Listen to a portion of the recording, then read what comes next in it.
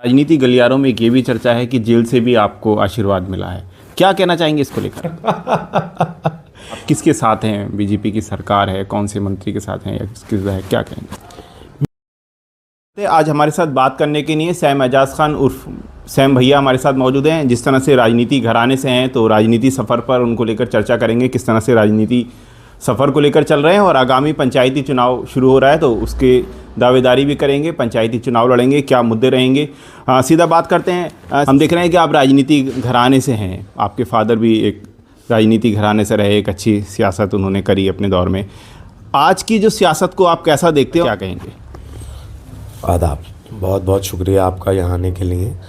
और सबसे पहले मैं आपको ये बताना चाहूँगा कि ये पब्लिक की दी हुई मजबूती है जो मेरे फादर साहब को मिली, मेरी मदर को मिली और मेरे राजनीतिक घराने को मिली।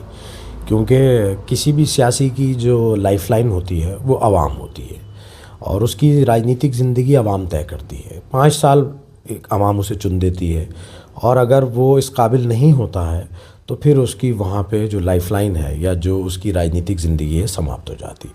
लेकिन मेरे घर की ये खुशनसीबी रही कि 40 साल मेरे घर का राजनीतिक वर्चस्व रहा और जो कोई छुपा नहीं है।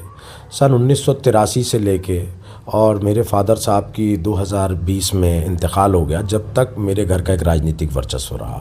ज़िला पंचायत हो, ग्राम प्रधानी हो, ज़िला सहकारी बैंक की चेयरमैनी हो, सहकारी समितियों की चेयरमैनी हो, बैंक की डायरेक्टरी हो, गन्ने की डायरेक्टरी हो, मेरे घर का एक राजनीतिक रुतबा रहा है राजनीति में, देहात की राजनीति में, शहर की राजनीति में नहीं, देहात की राजनीति में। और मैं उस सारी आवाम का शुक्रगुजार हूँ जिसने मेरे घराने को इतनी बार अनेक पदों पर नवाजा। विधायक सांसद नहीं बन पाए लेकिन जो राजनीतिक पद ज़िले लेवल के होते हैं उन पर मेरे घर का वर्चस्व रहा। और बहुत बदलाव आ गया राजनीति में। पहले ज़िले में 5-7 लीडर होते थे, नेता होते थे। तहसील में 7-8 लीडर होते थे, नेता होते थे। आज हर न्याय पंचायत पे 20 नेता हैं। हर घर से प्रधानी का उम्मीदवार है, हर गांव से ज़िला पंचायत का उम्मीदवार है। पहले राजनीति ऐसी नहीं थी और पहले राजनीति में वोट बेचा नहीं जाता था। अगर ज़िला पंचायत का मेंबर है और वो ज़िला पंचायत के चेयरमैन को वोट कर रहा है तो वो अपने काम की शर्तें तय करता था। आज स्कॉर्पियो और फार्चूनर तय करता है कि मैं स्कॉर्पियो लूँगा, फार्चूनर लूँगा, इंडेवर लूँगा। आप राजनीति क्षेत्र में क्यों रहना चाहते हैं? और एक जीन्स होते हैं इंसान के जिस्म में, एक जीन्स होते हैं। तो मेरे जीन्स में ये था कि मैं खिदमत खल्क कर सकूं। मैं इतना बड़ा आदमी नहीं हूँ कि फ्री तालीम दे सकूं लोगों को। मैं इतना बड़ा आदमी नहीं हूँ कि फ्री अस्पताल बना सकूं लोगों के लिए। तो मैंने खिदमत खल्क को राजनीति में चुना। मैंने सोचा कि मैं राजनीतिक किसी मुकाम पे इंशाअल्लाह पहुँच जाऊँगा और फिर लोगों की खिदमत खल्क करूँगा। चाहे मैं विधायक बन के करूँ, चाहे मैं ज़िला पंचायत सदस्य बन के करूँ या अल्लाह ताला और किसी पद से नवाजे उसे बन के करूँ। अभी ज़िला पंचायती चुनाव शुरू होने वाला है, कहाँ से आप चुनाव लड़ेंगे और क्या आपके मुद्दे रहेंगे? ये सवाल राजनीतिक गलियों में ख़ास तौर से स्वार और चमरवे की राजनीति में बहुत गहरा रहा है और बहुत एक वजह बनी हुई है लोगों में चर्चा की कि सैम भैया कौन से वार्ड से चुनाव लड़ेंगे। क्योंकि पिछली बार मैं 6 नंबर से चुनाव लड़ा था और मैं उन तमाम लोगों का शुक्रगुजार हूँ जिन्होंने मुझे बेशुमार वोट दिया।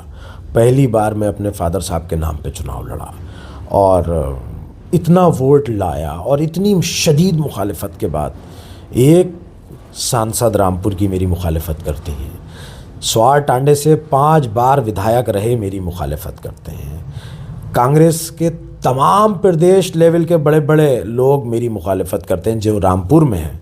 मैं ये नहीं कहता ऑल इंडिया कांग्रेस या यूपी की कांग्रेस, लेकिन रामपुर में जिन लोगों के पास कांग्रेस के बड़े पद रहे हैं उन्होंने मेरी मुखालिफत करी और घर घर जाकर कहा नहीं सैम भैया को वोट नहीं। फिर भी लोगों ने उनकी नहीं सुनी और बहुत मामूली मार्जिन से मैं चुनाव हार गया। तो मेरा चुनाव पहले भी लाइमलाइट में रहा मेरा वार्ड, और अब मैं अपने लोगों में बैठ के चर्चा करूंगा और इंशाल्लाह आरक्षण को देखते हैं कि आरक्षण की क्या करवट रहती है, उसके बाद ऐलान करूँगा। मुद्दे क्या रहेंगे? बहुत मुद्दे हैं, बहुत मुद्दे हैं।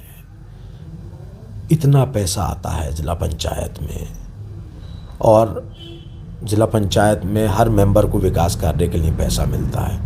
कहाँ जाता है वो पैसा? जब वो पैसा सड़क पे नहीं आ सकता, वो पैसा नाली में नहीं लग सकता, वो पैसा पुलियों में नहीं लग सकता। अरे मत डालो हॉट मिक्स से सड़कें, अरे मत डालो बढ़िया सड़कें, ऐसी सड़कें तो डाल दो जिन पे लोग चल सकें, गंडलीखों की सड़कें तो नहीं हो। मौजूदा ज़िला पंचायत सदस्य जो मेरे वार्ड से हैं, उनके घर के 100 मीटर की दूरी पर मेरी एक वीडियो बनी हुई है, जाके मेरे फेसबुक पेज से देख सकते हैं। 1 लाख व्यूज़ हैं उस पर। किसी चैनल ने, किसी मीडिया हाउस ने उसको प्रमोट नहीं किया, मैंने अपनी फेसबुक आईडी से वो डाली है। 1 लाख व्यूज़। गंडलीखों की सड़कें हैं, गंडलीखों की, जो आज से 70 साल पहले होती थी, हमारे दादा के ज़माने में। आपको मौका मिलेगा तो क्या पहले करेंगे? बता के थोड़ी करूँगा, बता के नहीं करूँगा। 2031 में जब दूसरा चुनाव लड़ूंगा, 26 के बाद ज़िला पंचायत का, तो आपसे यही कह रहा हूँ, आपसे ये कहूँगा कि मेरे वार्ड में ये देख के आओ कि सैम भैया के नाम के कितने पत्थर हैं। बता के किया तो क्या किया? मैं आज कह दूँ और नहीं कर पाऊँ? बता के नहीं करूँगा। मेरा वार्ड, जो भी वार्ड मैं चुनूँगा इंशाअल्लाह, वो वार्ड ऐसा होगा कि मेरे पत्थर बोलेंगे विकास कार्य के, सैम भैया, सैम भैया, सैम। हमने किसी कारणवश आप जेल गए थे और हमने देखा कि जब जेल से रिहाई हो रही थी कि तमाम सारे लोग आपसे मिलने आए थे, तो उन लोगों की नहीं क्या कहेंगे? जेल से बेल तक का सफ़र ऐसा रहा कि शायद ये एक किसी बड़े सियासी का भी नहीं रहा होगा। आप वीडियोस देख सकते हैं, वो एआई की बनाई हुई वीडियो नहीं है, वो पब्लिक की वीडियो है। 8 बजे 4 डिग्री टेम्परेचर था जिस दिन मैं जेल से निकला हूँ। 8 बजे 4 डिग्री टेम्परेचर। ना लकड़ी थी हाथ तापने के लिए, न चाय थी पिलाने के लिए। मैं तो जेल में अंदर था। लेकिन 200-250 आदमी जिसको लेने आया हो हर ग्राम पंचायत से, वो आदमी किस लेवल का आदमी होगा ये तो खुद तय कर लीजिए। सैम भैया लोगों के दिलों में बसते, इसमें क्या शक है? इसमें कोई शक नहीं है। अच्छा, राजनीति गलियारों में एक ये भी चर्चा है कि जेल से भी आपको आशीर्वाद मिला है, क्या कहना चाहेंगे इसको लेकर? ये बहुत गर्म चर्चा हो रही है शहर में, कि बल्कि ज़िले में, कि जेल से भी आशीर्वाद। तो अपने बड़ों का आशीर्वाद तो लेना चाहिए, हर उस आदमी को लेना चाहिए जो राजनीति में शुरुआत कर रहा हो। और जो लेजेंड हैं राजनीति के, मैं नाम नहीं लूँगा, उनका आशीर्वाद मिलना अपने आप में बहुत बड़ी बात है। और मैं तो भाई छोटा हूँ राजनीति में, मैं तो अभी शुरुआत करी है राजनीति की, तो मुझे जेल के अंदर से भी आशीर्वाद चाहिए और जेल के बाहर से भी आशीर्वाद चाहिए। अच्छा, इस टाइम मौजूदा की बात की जाए तो सियासत में आप किसके साथ हैं? बीजेपी की सरकार है, कौन से मंत्री के साथ हैं या किसके साथ है, क्या कहेंगे? मैं बीजेपी में नहीं हूँ, मेरी गाड़ी पे बीजेपी का झंडा नहीं है, मेरे किसी होर्डिंग पे बीजेपी का कोई भी मोनोग्राम नहीं है। मैं माननीय मंत्री श्री बलदेव सिंह ओलख जी के साथ हूँ और मैं स्पष्ट तौर पर ये कहना चाहता हूँ कि वो मेरे राजनीतिक गुरु हैं। अभी तक मैंने अपना राजनीतिक गुरु किसी को डिक्लेयर नहीं किया था। मेरे राजनीतिक गुरु मेरे फादर साहब थे, लेकिन मुझे बहुत कम अरसा मिला उनके साथ, उनसे मैंने बहुत चीज़ें सीखी। लेकिन मेरे राजनीतिक गुरु माननीय मंत्री बलदेव सिंह ओलख जी हैं। इसलिए नहीं है कि वो एक मंत्री हैं, इसलिए हैं कि बिलासपुर में लोग खुशहाल हैं, कोई दुकान नहीं टूट रही, बिलासपुर में लोग परेशान नहीं हैं। और इसलिए है कि माननीय बलदेव सिंह ओलख जी ने बिलासपुर के लिए बहुत कुछ किया है। जाम की समस्या दूर कर दी, सड़कों का जाल बिछा दिया है। आप होके आइए, आप तो न्यूज़ एंकर हैं, आप तो जाते आते रहते हो, जाल बिछा दिया सड़कों का।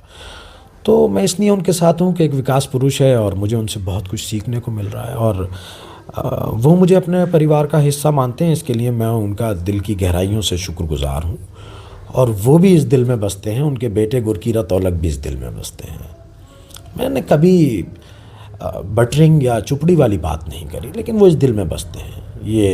ये दिल उनके लिए कल भी था, ये दिल उनके लिए आज भी है। और उनकी तमाम सपोर्ट के लिए, जितनी उन्होंने सपोर्ट की है, शायद मेरे पास अल्फाज नहीं है उनका शुक्रिया अदा करने के लिए। लोगों के लिए क्या मैसेज है आखिरी में? मेरे लिए लोगों का यही मैसेज है कि इस मोहब्बत को कम मत होने देना और जब भी ज़रूरत हो, जहाँ भी ज़रूरत हो, इंशाल्लाह एक कॉल कर देना। मेरे 2 पर्सनल नंबर नहीं है जैसे नेताओं के होते हैं, एक पर्सनल नंबर घर के लिए और एक आवाम के लिए। मेरा एक ही नंबर है, मेरे होर्डिंगों पे, मेरे फेसबुक पे, मेरे इंस्टाग्राम पे, मेरे व्हाट्सएप पे। एक नंबर जिसका होगा, इसका मतलब ये है कि वो सबको बराबर समझता होगा। आवाम मेरी फैमिली है, आवाम मेरी फैमिली है, मैं उन्हें एज अ फैमिली ट्रीट करता हूँ और यही आवाम इंशाअल्लाह ज़िला पंचायत से लखनऊ तक ले जाएगी। अपनी लेके जाएगी 2 साल 4 साल 10 साल। आपका विधायकी का भी सपना है, मैं देख रहा हूँ। ख्वाहिश तो यही है कि ज़िला पंचायत में ऐसा काम करूं कि लोग अपने मुंह से कहें कि विधायकी का पर्चा भरो। अगर मैं नहीं भी विधायकी लड़ूं तो लोग ज़बरदस्ती कहें कि विधायक हो तो सैम भैया जैसा हो। तो आपने देखा कि हमारे ख़ास कार्यक्रम में सैम एजाज खान उर्फ सैम भैया मौजूद थे। उन्होंने बताया कि पंचायती चुनाव को लेकर किस तरह के मुद्दे रहेंगे, और उन्होंने ये भी कहा कि लगातार लोगों की मोहब्बत और प्यार मेरे लिए बना हुआ है, आगे भी इसी तरह से बना रहेगा। रामपुर से जिशान खान।